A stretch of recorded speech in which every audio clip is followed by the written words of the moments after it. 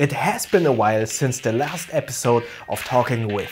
And in this episode I talk with Mike Wat about him living in the car for 60 days, his current EDC setup, how he packs and what he carries in his everyday carry backpack. This is a long but very interesting episode and I will put time codes in the description below.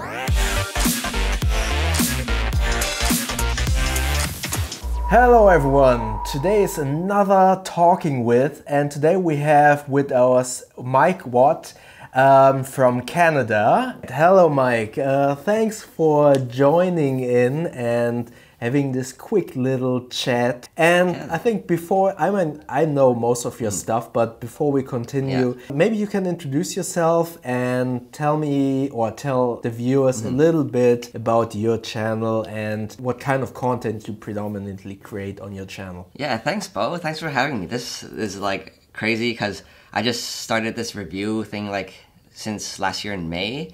And I've always watched your videos. I got like your stuff, you know, like the Secrid Wallet and EDC the gear. Secrid Wallet. That's awesome. Yeah, and that's the Skeletool, right? Yes. Yeah, the Leatherman Skeletool. Cool. We get to that in a minute. Okay. All right. Definitely. So I know your content from the first video that I saw was the Leather Pro backpack. So, but that's not your main stuff, right? So what? No. I guess my channel is MikeWat Tech Reviews, and I mostly find things that I find myself that simplifies my life, and I share that with my audience. And my channel is very interesting. Well, at least I think it's interesting because I started out with minimalism, where I just cleaned my room, and that was my first few videos. And then I did like 30 vlogs where I lived in a car for like 30 days. Really? Yes. So you're pretty into minimalism then, right? So you know your stuff. Oh, that's awesome. Oh, I try to learn about more. But at that point, I had like 40 videos, and I only had less than 300 subscribers. But in May, when I started to do reviews with the Jabra True Wireless earbuds, that really spiked me up to 1,000. And right now, I'm at 20,000 a year-ish later.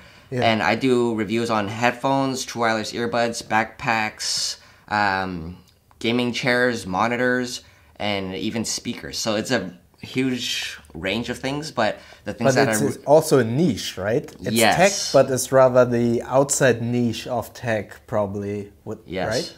Yes. So I think my specialization is in more audio, like with noise canceling headphones and True Wireless earbuds, and they're more like EDC kind of stuff. But I really love bags. Because with the minimalism videos, I actually found in my room I had 27 bags alone, and I had to get rid of like almost all of them. So, and I'm still buying new ones. I know exactly. I know exactly where you're at. I have too many bags as well. I think most of the people who watch my channel at least have maybe 5 or more bags, I assume. Yeah, you guys. I know you guys. Yeah. So basically, you got into bags because of your minimalism and living out of the car and being on the road, right? Well, I got my bags before because in Hong Kong, I would go to vacation. And in those countries, you would commute everywhere, right? So you would bring your stuff with you, and having a nice bag made everything better, you know? Of course. Having all the organization. And then I went to university at UBC in Vancouver, and the same thing. For my first year of university, I used a bag that like almost broke my back and like had sharp edges everywhere. It was horrible. And then I got my first bag with the in-case, I'm not sure which model, but it was their signature icon model or something. And that was the beginning of my buying spree or kind of thing. Like the search is never over. But how did you, I'm going to ask you the same question everyone asks me when they see my channel. So everyone asks me, how did you get into bags? And now I ask you, how did you get into your stuff? So headphones, gaming chairs and stuff like that. How did that come across? I mean, assuming that you were totally into minimalism, I would assume that your computer setup would be really low key with a simple chair or something like that. So how did you get into that stuff? I think I gotta show you this. One sec. So, I actually started my channel out with just recording with this GoPro, the 5. And then a few months after, I upgraded to the Lumix G85. And I only had a MacBook Pro and editing using Final Cut Pro off of that until last June. No, until last November, where I switched to like higher gear. What is it called? More high quality gear. Yeah. Because with the gaming chairs, I got Secrid Lab to actually send me the chairs in for review, and I just kept upgrading from there. I guess like very slowly. I started off like just like anyone else. I had like nothing. Yeah, and it built over time, I guess. Like, cause I'm really into like simplifying my workflow, because I am at the computer desk a lot and my back actually hurts a lot, so I actually try to find all the desk stuff or chairs to minimize that back pain. Yeah. And I see that you have a standing desk as well. Yes, That's pretty cool. So it does help. I actually don't stand as much as I'm supposed to. Because like after the truth is that when you have a standing desk, it's cool, it's new. But after 5 minutes of standing, you're like, oh, I'm tired, I'm gonna sit. Yeah, of course. That's the thing. Yeah.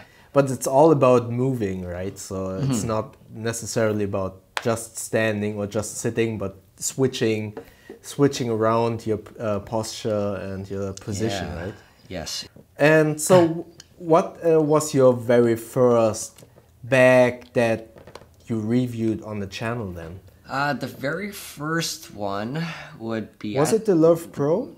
The Peak Design 5 liter, I think. Oh, the Peak Design. Yes. Oh, yeah, I'm still the only backpack reviewer that hasn't tested any Peak Design bags. Yeah, I'm surprised, man. And I think that's how we got in contact first with the 20 liter. Yeah. I've seen that review. So are you still happy with that bag? I actually sold the 20 liter because it wasn't that comfortable, and that's the #1 thing for me. And it was, I used my bag, or that bag specifically, more as a camera bag than an everyday bag. So in a camera bag perspective, it wasn't as good as dedicated ones like my Low Pro. So yeah, I sold it. And I'm waiting for their new everyday backpack to come out. That's why. Do you think that it actually is an everyday carry backpack? Because to me the Peak Design is more like a better, or and more everyday carry usable camera bag rather than an actually everyday carry bag. Do you think that it's actually purposeful or useful for regular everyday carry use if you don't have a camera in there? I think it's very versatile. For carrying document size stuff, it could be a bit harder because you got to remove the flaps inside to actually make that space. Yeah, that's what I was assuming. Yeah, I had a lot of difficulty doing that. And but I would just say it's a bag that will last you a lifetime. Like, it's so durable and it's so high quality. Doesn't lose its shape. It's great in rain, but it's just fitting things in the way you want, and the configuration is slow and tedious. That's all I have to say. But yeah, that's what I was assuming as well. So what's your current bag, EDC bag that you use at the moment? Oh boy, I just got this black Ember. Nice. Yeah, I saw that on your Instagram story. Yeah, that's cool. So how do you like it so far? At first, I thought I wasn't going to like it because it doesn't really have a shape. It's more of a flexible material. So if you don't have anything in it, it kind of bends. But in my use, it actually holds its structure pretty well. It's a very tough material. Yeah. So it doesn't flex as much as cloth. To me, it didn't flex. I mean, compared to other materials, it didn't flex that much. So that kind of surprised me that you said that it doesn't flex. Oh, that was just that did flex. Yeah. That was just my first impression of seeing it from the internet. Oh, Yeah. okay, I see. Okay, that's what you meant. Okay, yeah. So it's great actually. I thought the size was too big at first, but then it's actually like a briefcase style, like clamshell. Exactly. Yeah. And it fits everything in very nicely. Like it's very boxy. It's an interesting experience. I didn't think I'd like it this much. So, but did you get any mods to the Citadel, or did you just get the Citadel? This is the minimal edition where it doesn't have any of those fit locks. Yeah. It came with an extra handle, and I think that's about it. So you didn't get the straps or anything for the outside. So, but because I would assume that if you carry a lot of photography gear, you probably also carry a tripod, right? So it might make sense for you to also have one or two of the straps to attach a tripod on the outside. Maybe, because I actually don't use tripods as much as I should. I use a one of those mini handheld tripods for vlogging. Yeah. And my 5-liter actually fits in the Black Ember, the Peak Design 5-liter. Oh, so you carry the 5-liter with you as well? Yes. So you basically have some camera gear or fragile stuff in the Peak Design, and then you put the Peak Design inside the Black Ember? Yes. Oh, that's pretty cool. Yeah, that 5-liter is so versatile. You can put it in like any other bag to bring along with you. So what's your setup then? What do you usually carry inside your EDC backpack on a day-to-day basis? Usually my camera, my video microphone, and a few things. Oh, this. Have you seen this before? It's the clip-out ring. So it's a little bit like the Hero clip? Yes. Oh, yeah. It can hold like 40 pounds, and I love this thing. Oh, that's pretty cool. Yeah. That's pretty cool. I actually wanted to check out the Hero clip, but that one looks pretty nice as well. Yeah, I saw the Hero clip as well, but it seemed not as minimal as this one. This is just a ring, and it's really strong. But that's pretty cool. It's like $20 Canadian. But if you clip that onto a desk or wooden desk, wouldn't that scratch up the It desk actually then? has this little rubber part on it. I'm not sure if you can see. Yeah, a This little is bit. Clipper right there. So back to the bag. Yeah. So what's your loader then? So you have your camera, your video mic, your selfie stick. And then I have my Skeletool, Leatherman Skeletool in my bag as well. That's awesome. And my True Wireless earbuds over here. And my wallet in my bag as well. I don't like carrying it in my pants. And oh, so you have your wallet always in your backpack? yeah, I only take like a card or two out sometimes to put in my pocket, like the transit cards. Yeah. Or I do that specifically when I'm traveling, not like on a day-to-day basis. And I think that's all that fits in my 5-liter bag, because my 5-liter bag is my daily like grab and go kind of bag. And if I need documents or anything, hold on. So everything that you just mentioned is in the 5 liters bag.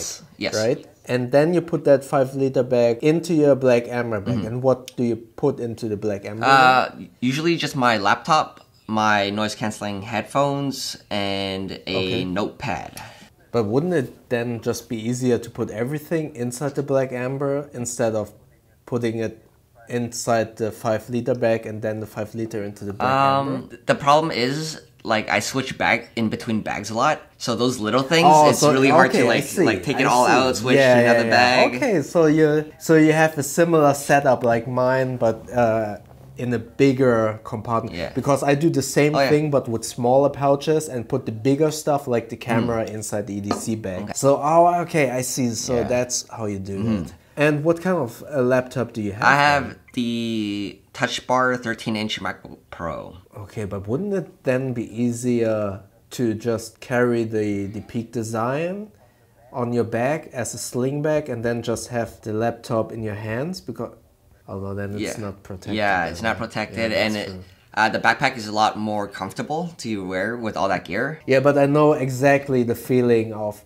switching around bags, so you have to put everything inside a compartment or a cube or a pouch, so you can easily switch around. Yeah, that's basically the same thing that I do, but not in 5-liter-ish way. So what I do is I have all the small things like in these compartments, and those I switch from bag to bag rather than having a big thing, you know. Snap. Yeah. So or like this side by side. So I have lots of compartments and pouches because like you, I switch all the bags Yeah. around. That's good, man. That's awesome. I should do that. Yeah, but I mean, you have bigger stuff, right? Yeah.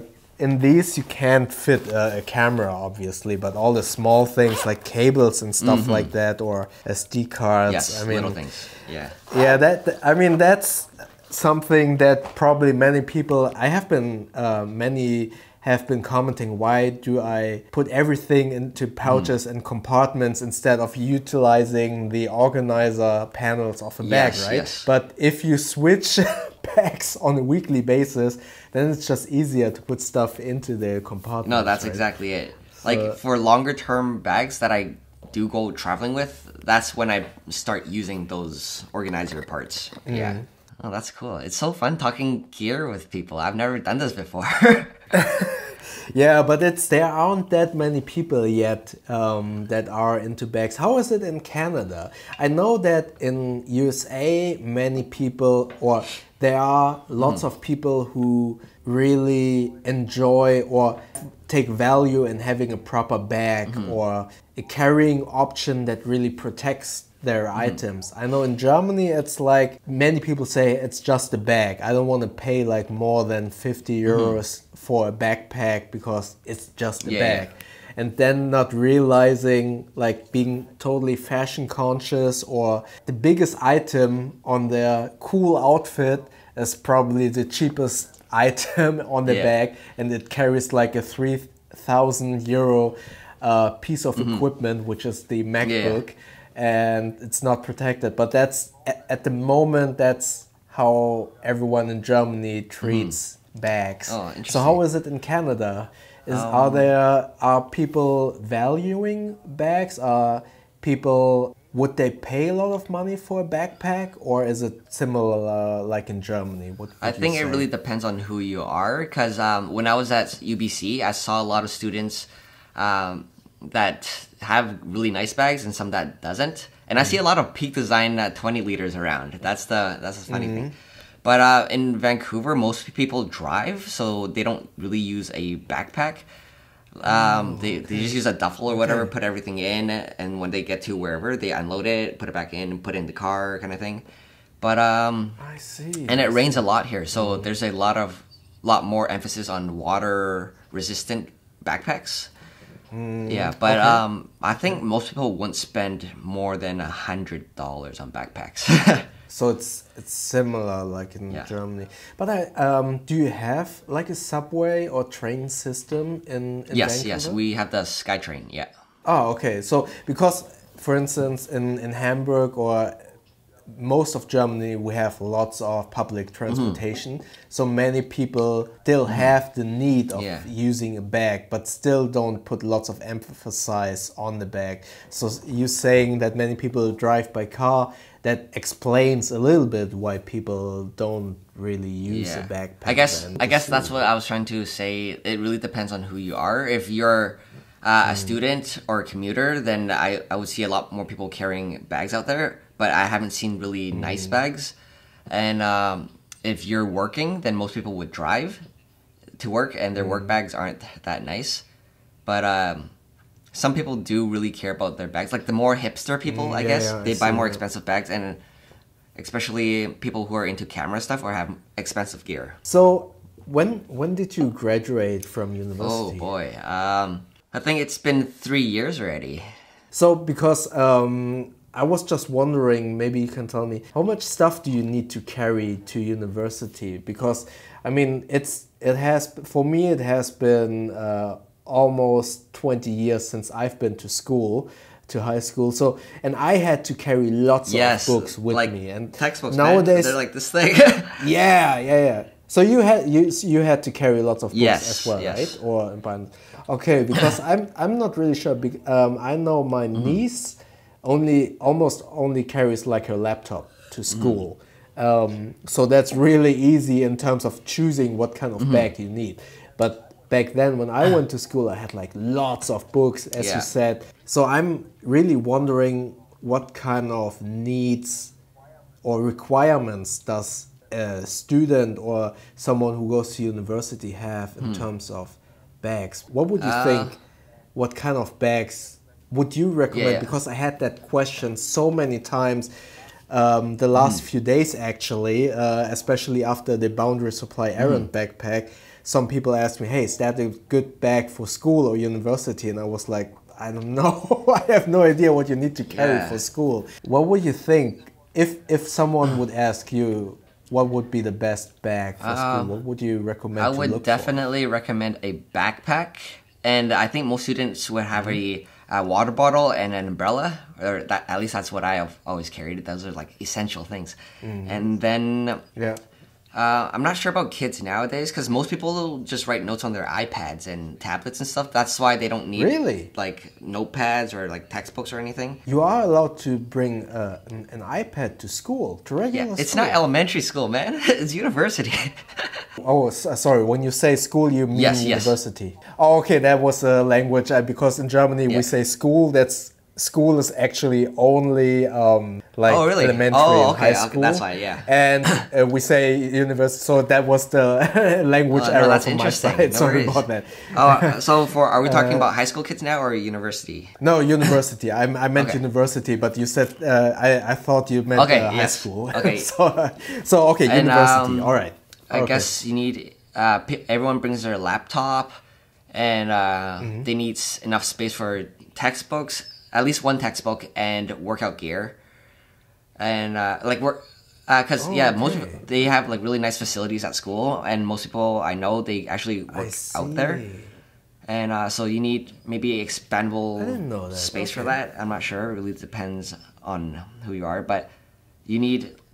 The Black Ember is pretty good for that. I gotta say, like it's so versatile, that square space, but you need that volume for sure. So a backpack with volume with side pockets for umbrella and water bottle. Oh, that's good. You see, because in Germany, as far as I know, most universities in Germany don't necessarily have an emphasis on having an own gym or so. So most students or university students that I know usually also have a gym membership of a cheap gym, and therefore never carry gym clothing to school or to university. Interesting. So okay, that's a different requirement then. So shoe pocket would also make sense then if you go to university.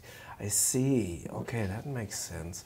But that's not that much to carry. That I was anticipating more, to be honest. But obviously, if you can carry just a laptop instead of like those big binders and notepads, that makes everything a little bit easier then, I assume. A lot easier. So let's continue with, now we talked about what you have in your backpack.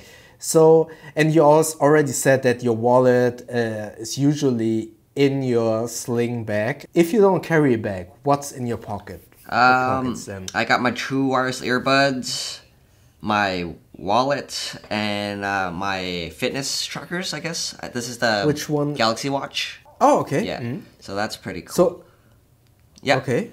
And the other one? What's on your other wrist? This is a Fitbit first that I'm... Fitbit Inspire HR that I'm testing out right now. Oh, that's a new one. So I'm like the weird guys who wear two. I wear a watch and a Fitbit. Oh, really? Usually. Okay. Yes. So I have also on both. That's cool, man. So, and so I assume you are an Android user then as well, yes. right? Or I got the Samsung Note 8. Oh, really? Yes. So how do you like it? I love it. Pretty big, bro. I've used it for 2 years now. The screen is really hard to scratch. I don't have a screen protector on. Okay. And it's been really fast, really good for everything that I use. And the pen is really useful for when I don't have a notepad with me. Like I use it maybe 5 to 10% of the time or less. But it's really useful if I do need it. And do you think if you would travel, could you just travel with the Note 8 or would you need a laptop then? When I went to Japan for 30 days, like 3 months ago, I traveled with my phone and my iPad. I found that I really needed my laptop, like to respond to emails and everything really quickly. Yeah, I see. The laptop is essential, so I would only bring my phone and my laptop instead of an iPad. Yeah, okay. Because I actually wanted to minimize the stuff that I carry with me on day-to-day basis. So I was really looking at the Note 8, but I wasn't sure if I could actually manage to just travel with a phone, because obviously a laptop inside your backpack is always like such a hassle, especially when you're traveling, especially 15-inch laptops. Oh man, that is huge. And that does limit my choices of bags, to be quite honest. There's so many great bags for 13-inch laptops, right? But most of the bags that can accommodate a 15-inch laptop are usually at least 18 liters. So that's, I mean, I'm only 5'5" tall. So yeah, I mean, that's really big sometimes on my back. So, and you also carry the Leatherman, but you don't carry that in your pocket, or? Yes, I carry that in my pocket. But however, after a while, I do find that because of the size, it is bigger in my pockets. And now I'm looking at the James brand, the Elko. Oh, the Elko? Yeah. No, I have the... I saw that on your video. The yeah, the Alice at the moment. Oh, snap. That's sick. I'm testing it, but from what I can tell you at the moment, if you're used to a Leatherman, or if you're like me, used to a Swiss Army knife, then just having a blade and the bottle opener, that's not enough. Oh, really? Not enough, Okay. Because I'm too scared to cut off like some thread of my sweatshirt or something with a knife. Oh, okay. So I really need those small little scissors sometimes, or like cutting a box with a knife like this is useful, but I always use the smaller knife on a Swiss Army knife because I'm too afraid to cut something fragile inside. So yeah, it's nice, but if you're used to a Leatherman, you might need some getting used to it, actually. That's interesting, because on the Leatherman, I only use the screwdriver, like the flathead, and the knife. Okay, then you need this one. Then this one is pretty cool. But what do you use the knife for then? Boxes, little threads, and just things that come unexpected. Like like like what? Like being mugged or something? Yeah, I've never used it for that. It's very safe here, and even when I'm traveling, so that's really good. Yeah. But I don't know. Like for example, if there's like this little plastic part on my gimbal that I don't like, I shave it off. Or with the Phillips screwdriver, it's usually with the camera stuff. Yeah. When you buy products that have this plastic on them, like I want to open them right away. Those are really annoying. Why do they do that? It makes it's so wasteful and so annoying at the same time. I don't get it. Man. And so when I do that out of nowhere, my friends are like, "Whoa, cool! You have a knife." I'm like, "Yeah, I have a knife." Yeah, I mean, once you get used to carrying a knife or a multi-tool, you definitely feel a little bit naked without it. So, and are you thinking of adding something to your EDC setup or getting something new or something like that? I mean, you said like you want to exchange the Leatherman with an Alice, but is there anything else? Add or change? I guess something with my keys, because right now I don't have anything like any key organizer. It's just all like dangling and flangling. Oh, you need a key organizer. Yeah. What do you use for those? At the moment, I use the Orbit key. I have been using the KeySmart for a very long time, but they switched something, how do you call those stems or those poles that goes between the keys. They changed it up a little bit, so I couldn't extend my version, and I got 2 more keys, so I wasn't able to add them to my KeySmart.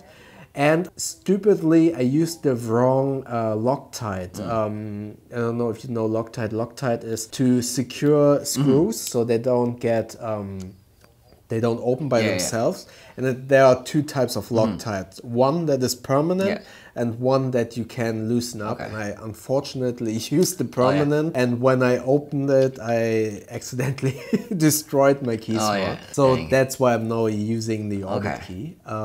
Both of them are pretty cool, though. I can recommend both of them. That's good. Orbit key. But you need them because I mean, keys always like poke you in your pockets Yeah. and stuff like that. Or do you put your keys inside your pockets, or do you have like a carabiner on your I belt or put them in my something like pockets. I feel that they're the Okay. most safe there. I can feel them. that? Yeah, exactly. But then you need a key organizer. Yeah, for sure. definitely. And are you going to stay with the Secrid Wallet, or are you planning to get something else? I think this is good for now. Like, I've used this for 4 years. The leather looks even better than when I had it, and everything's perfect. I don't have a need to switch yet.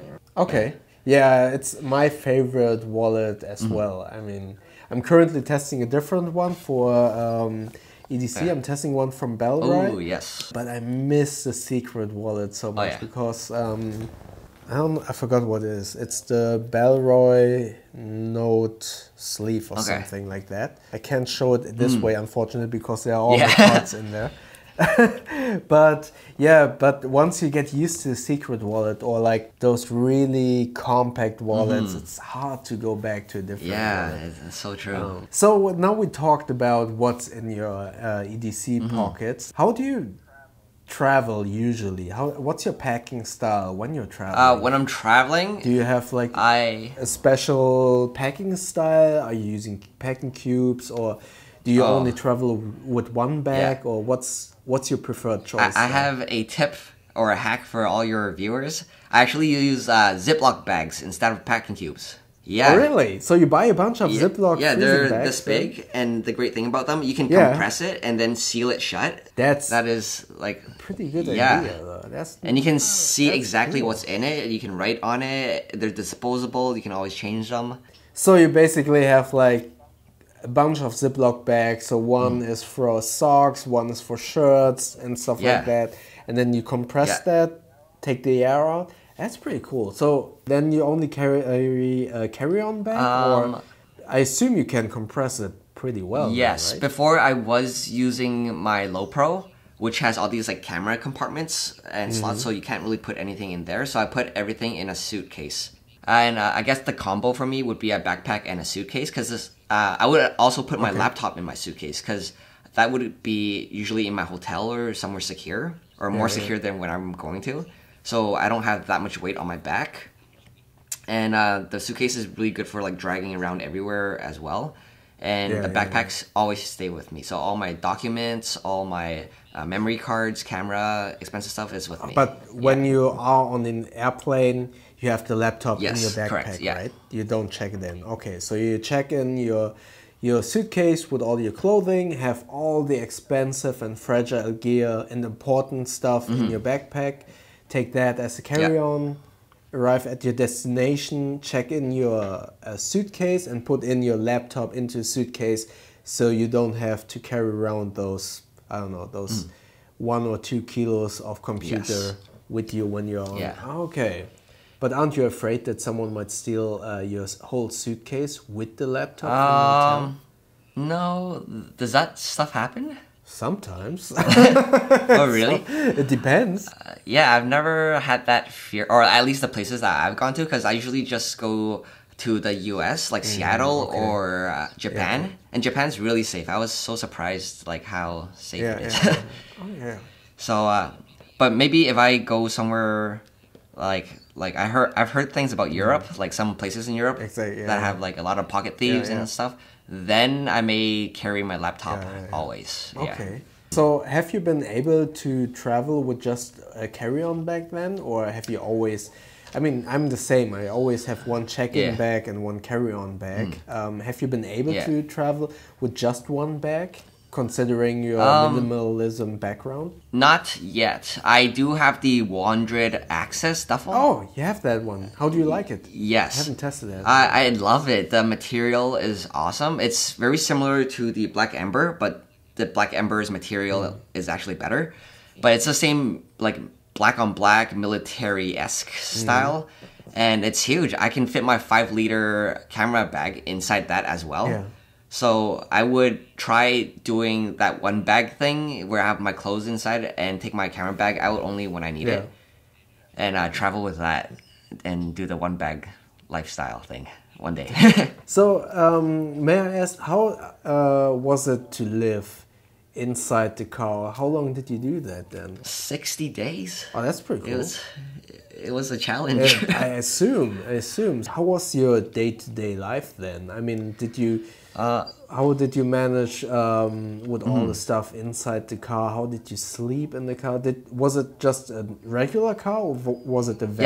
Yeah, it was a regular Honda Civic. Oh, a Honda Civic also. Okay, yeah, that was pretty so cool. You would just recline the chairs down, okay, and then there would be seats over here that like block it and sleep like that. And the reason why I got the 100 access bag was to prepare for another trip like that. Okay. Because on that trip, I only had a duffel bag and I had my backpack, which was too big, which is why I got the 5-liter sling. That would work a lot better. And my girlfriend, now fiance, had a duffel and backpacks as well. There was a lot of bags. So, okay. It was quite disorganized. That's great. So you did a road trip or how did... Yes, okay. Road trip. So we went down to Seattle and then went to Yellowstone Park and all the way to Prince Edward's Island back in Canada. And then went down to Florida, to Orlando. Went to all the Disney Worlds and then back all the way to California, San Diego. And then back up to Seattle, Vancouver. That's amazing. And everything in the Honda Civic. That's awesome. Yeah. That was quite a challenge then. Yeah, I wouldn't recommend doing it for that long. So, and what are those places called? In Germany, you're only allowed to, like with trailer or like a big van, to sleep in there on special places. I don't know what they are called, on camping sites or stuff like that. Did you do that as well, or did you sleep on parking spots or stuff like that? In the United States, there are certain Walmarts that have give you overnight parking. Oh, okay. So there's a lot of RVs there, lots of cars. And that was really good and really convenient because we can go to the washroom at night and eat breakfast in the morning really quickly.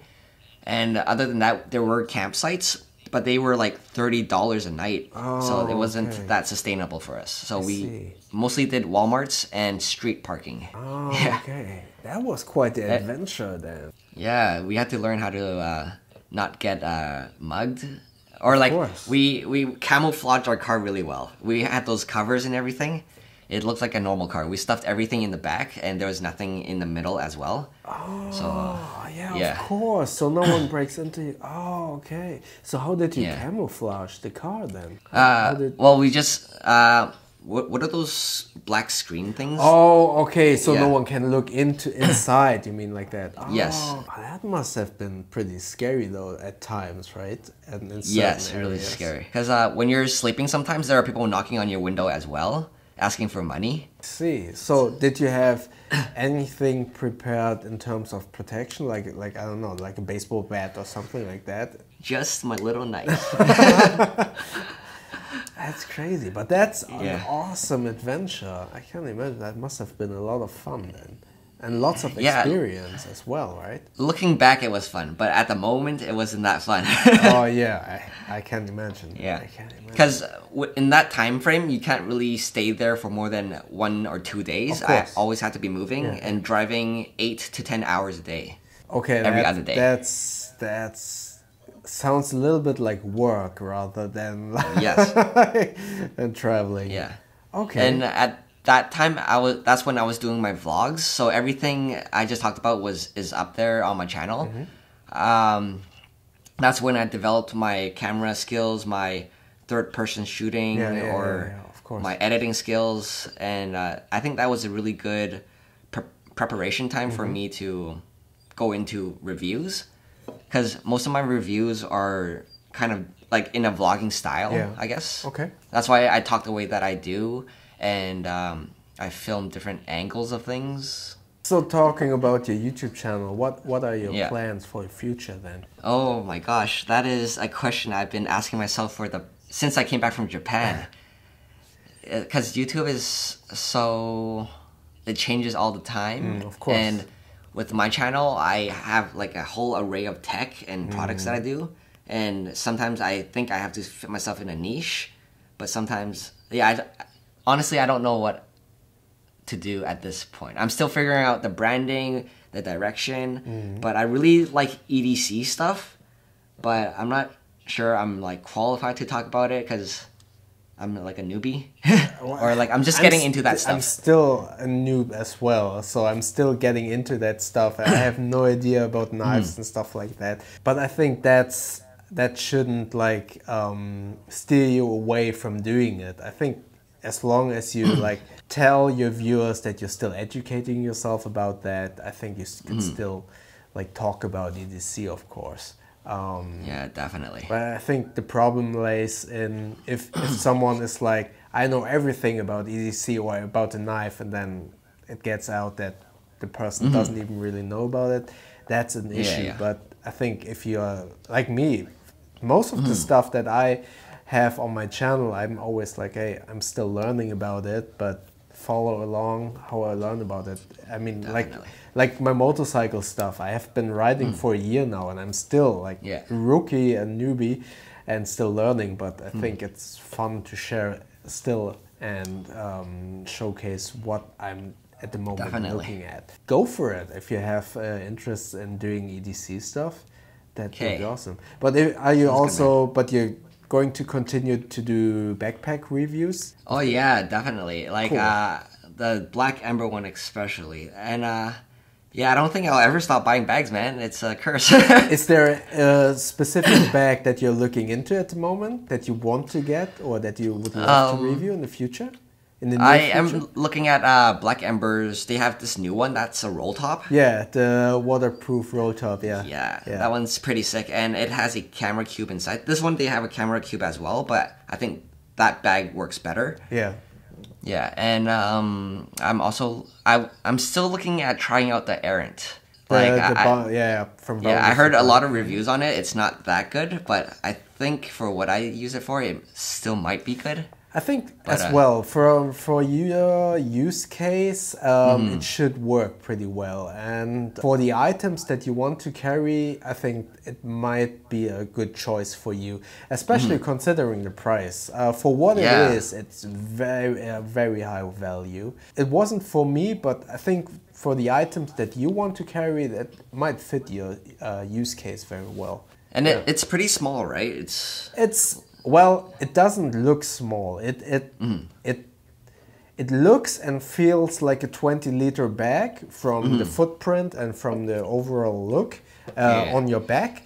But in terms of what you can fit in there, it feels more like a 16, 17-liter bag around that. But yeah, as far as I can tell from the items that you want to carry, it should work pretty well for you. Yeah, it's still looking pretty good. Yeah. And as I said, in terms of pricing, it's a very good value.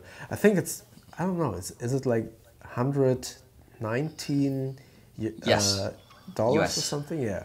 Yeah. So that's pretty good for what it is. Yeah. Anything else that you would like to check out? In terms of bags or sling bags as well? Nothing that comes to mind at the moment, because actually, yeah, just not yet. I haven't done much review into what I should review after the Ember bag, because like I have like things here and there I need to review first, and then after that barrier I can build up that pipeline. Yeah. So, and are you going to stick to headphones and all those other peripherals, or are you thinking of expanding even further to other types of items or tech? Definitely expanding. Like what I truly want to do is to do like, you know what? Do you watch Casey Neistat? Yeah. Like what he does is like vlog style review outside. And I love going outside, so I'd rather bring my gear out to review it there. Exactly, yeah. And the thing is, when you do it in a studio like this, there's so many retakes. It's disgusting. I know exactly what you mean. I personally want to film outside more, but I feel still feel so self-conscious about it. Like, yeah, dude. Especially in Germany, and I assume that everyone like in Los Angeles is really used to people like walking around with their cameras In Germany, when you walk around with your camera and film yourself, everyone is like, what the hell is going on with that person? So I feel really subconscious about that, and I rarely take out the camera. Or I try to look for a place where it's really subdued and no one is there. Yeah, that's a struggle we'll hopefully all get over one day. All right. That was pretty cool. I mean, I had all my questions answered. Is there anything else that you maybe want to ask or want to share? Or do you want, of course, you want to plug your channel as well? Yeah, my channel is MikeWat, and is like no spaces or anything. And my Instagram is the MikeWat, so just the in front of it. Because someone already took my name, who's not even Mike Wat. It was frustrating. So the person isn't called, that person's name isn't even Mike Wat, and he made a... Yeah. On his description, it's another name. I don't know why. It's funny. That sucks. That sucks. But I did have a few questions for you. Yeah, of course. So Go what ahead. bags, or like, which top 2 bags do you use the most right now? And I'll just list out the questions so you can just answer them in whichever order.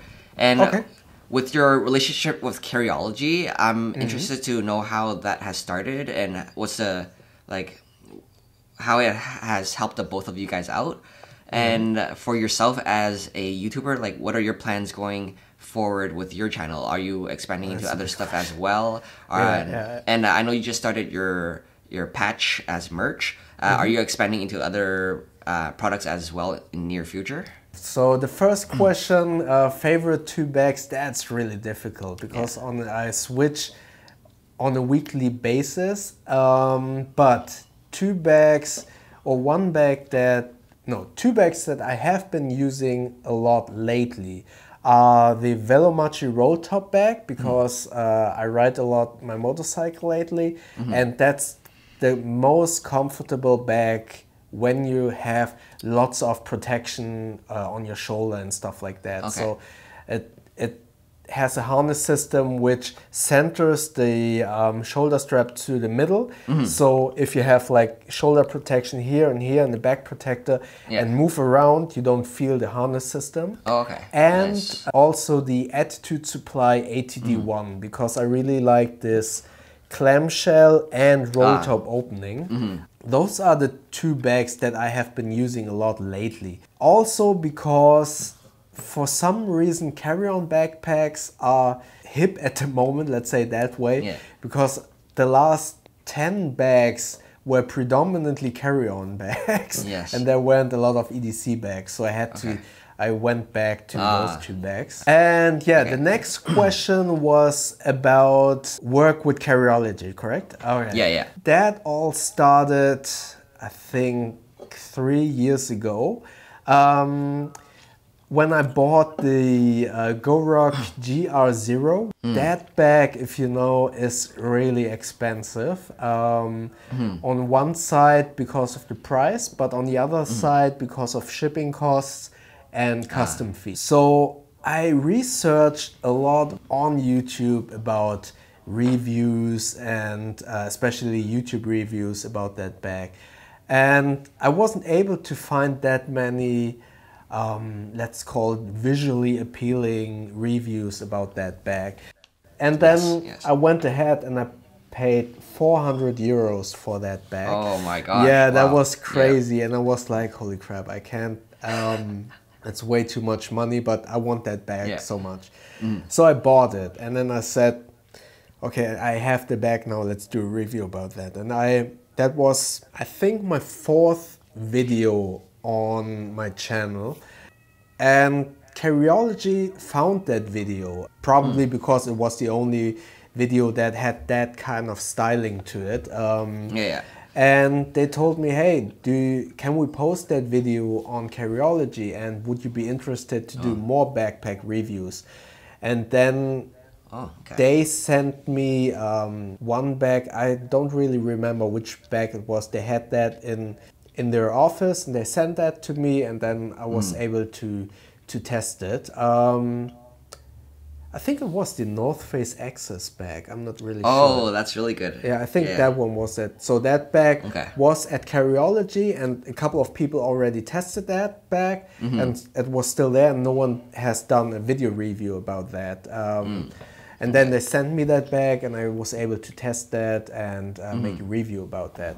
And then we went on from there, and the channel grew, and more bags. I was able to get more bags.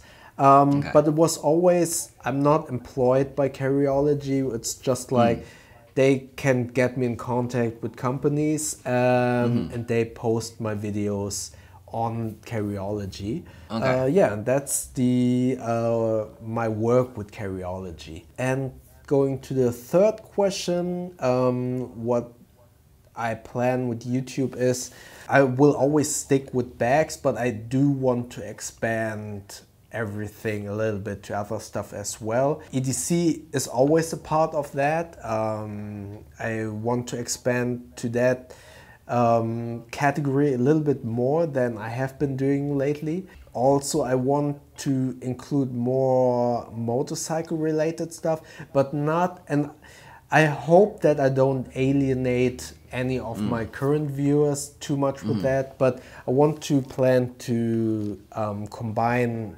both topics with bags, so I don't alienate too many of my viewers, or at least my plan is to have like at least one bag related video a week, and then maybe add different video, be it motorcycling or something completely different into the week. So I still have at least one piece of content for all the subscribers that have always been with me because of the bags, you know. But I think it's really important to stick to the items that you enjoy, because that's definitely something that viewers will pick up. That also means that if there's any point in my life where I say like, okay, I don't want to do bags anymore because I don't enjoy it, then I have to go with the gut feelings, of course, and not do, or pause at least bag reviews, but that's not the case at the moment. But I still want to expand a little bit to other topics as well, because I enjoy them. So I'm not sure, did I answer all of your questions? Oh no, merch, right? Products, that was the fourth question, right? Yeah, I made that Velcro patch. It was first made possible via Patreon. That was one of the goals of my Patreon, and now I made those first prototypes, and I plan to do more of them. But I need to talk with my tax accountant. Yeah, I need to talk to him about, because I probably need some sort of form or stuff like that to be able to sell stuff in Germany, especially if I want to sell stuff internationally. Even if it's just like a small quantity of patches, I'm not sure if I'm actually allowed to do that. So I need to talk to him first, if that's possible. Obviously now I was just giving them away, so that was totally fine. And once I figured that out, I also need to figure out, I mean, having just a web store for one patch is probably not really reasonable. Once I figured that out, I could see myself doing more different stuff, but I haven't really thought about what else I could do. I don't really like to push myself too far in the foreground. That's also how I approach merchandising. But as you can see from the patch, it's not like saying okay, obviously I signed it here, but I want merch or stuff to be useful. Yes. So I haven't really thought about what else I could create in the future. And many people also ask me about, hey, why don't you design a bag? And I always say, I'm kind of like a film critic. No, I'm far from designing That's one of my dreams. You know, I would love to make a bag sometime in the future, but at the moment, I just know that it's so difficult to design a bag. There's so many small details. For instance, if you have a bag, I once talked to the designer of Heimplanet bags, and he told me what's so difficult. One thing you always need to consider is those corners where fabric hits or meets. So if you don't really account for that, or if you don't choose the materials properly, it's really hard that the seams and the materials of side A and side B with back panel D and stuff like that meet at that corner. It's so difficult, and there's so much to consider. Or many people would say the bigger the YKK zipper, the better. But the bigger the zipper is, the more difficult it will get around corners, for instance. So there's always a trade-off to every choice that you make, and so much that can go wrong. So designing a bag is far, far in the future. But that would be awesome, definitely. Cool. Awesome, man. So yeah, thanks for answering all the questions, man. It's awesome. Yeah, of course. And really thanks for answering all my questions. So your channel is on YouTube, MikeWat, W-A-T. Yes, MikeWat. And on Instagram, just at the Mike Wat, yes. All right, yeah. Thanks so much for your time. And to everyone, if you have any questions, I'm sure you can post them in the comment section below, and Mike will definitely answer your questions. And yeah, subscribe to Mike, and if you enjoyed this video, also click the like button, and feel free to subscribe to my channel as well. Thank you very much, and see you soon. So this was a very long episode talking with Mike Wat. I hope that you enjoyed this video and this talking with. I really enjoyed talking and rambling with other bag enthusiasts about bags. So if you happen to know another creator that you would like me to talk with in this segment, just send him or her an email or send him a comment, and maybe that person will come to a small little talking with. And like always, if you have any more questions for Mike or for me, comment below. And if you enjoyed this video, click the like button. And please feel free to subscribe to my channel and Mike's channel, and click the little bell icon so you won't miss next videos. Thank you very much.